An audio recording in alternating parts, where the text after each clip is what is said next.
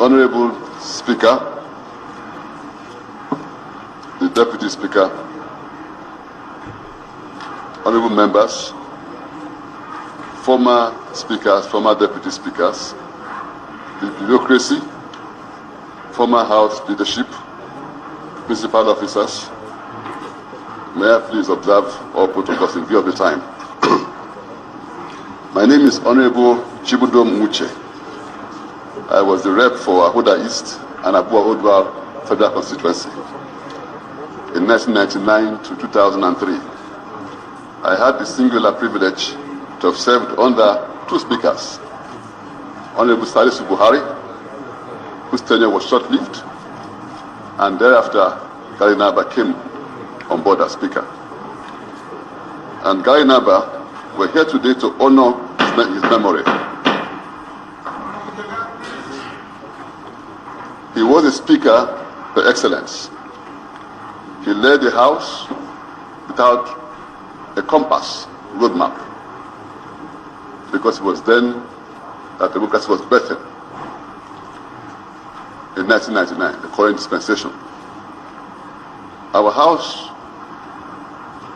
was full of members who had dreams for the country, who were very young, very vibrant. Most had no godfathers. They came by themselves. That was why you saw the independence of that House. And that was why we survived all the attempts, because members who stood behind us were extremely principled, and they kept faith in leadership. You know, there was a singular act that we proposed for the welfare of Nigerians, but we pushed just against the executive, the NDDC Act. That was where Ghali Naaba showed the detribalized nature. And I was a pan-Nigerian. He was from Kano, from the north, but he supported the South-South, the oppressed people of the South-South. He ensured that the bill was passed, and when the president at that time refused to sign, he mobilized the House to override the veto by 2/3 majority. That was the character of Ghali Naaba. He believed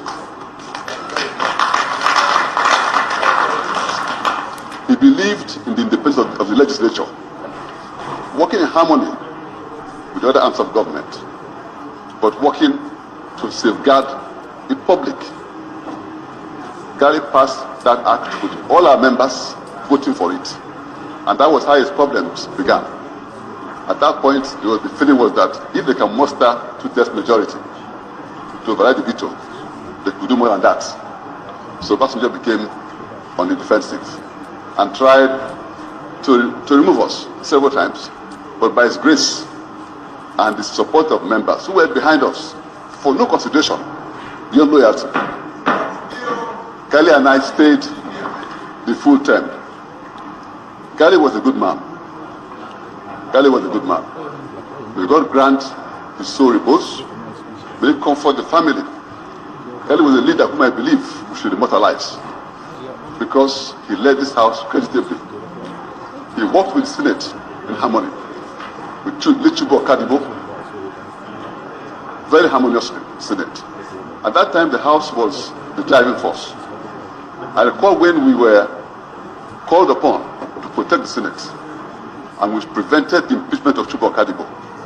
Members stood by me to pass a resolution that if the Senate removed Chibudom Nwuche, that we no longer work with the Senate, and we moved from this House, marched to the Senate floor, and we stopped the impeachment of Chibudom Nwuche. That was Ghali's motivation.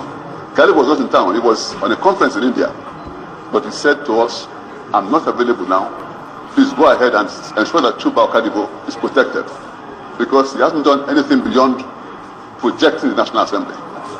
So Ghali was a good man, and I must thank our members who stood by us, because without them, we would have been very vulnerable because we were fighting principalities. But thanks to their commitment, we survived that tenure. Ghali is gone. All I would plead is that let me thank the Speaker who intervened to assist in Ghali's ailments. Let me thank other Nigerians who did. Let me thank my former governor, Mr. Nwuche. I went to him 2 years ago for the first intervention. He generously supported that process. Let me thank members who are tasking themselves in these difficult times to support Ghali's family. Let me thank you also for protecting Nigerians in these hard times, for placing their welfare beyond all else. May God bless Ghali's soul. May God guide his family. May God give us the courage to live the principles he has set. Thank you very much.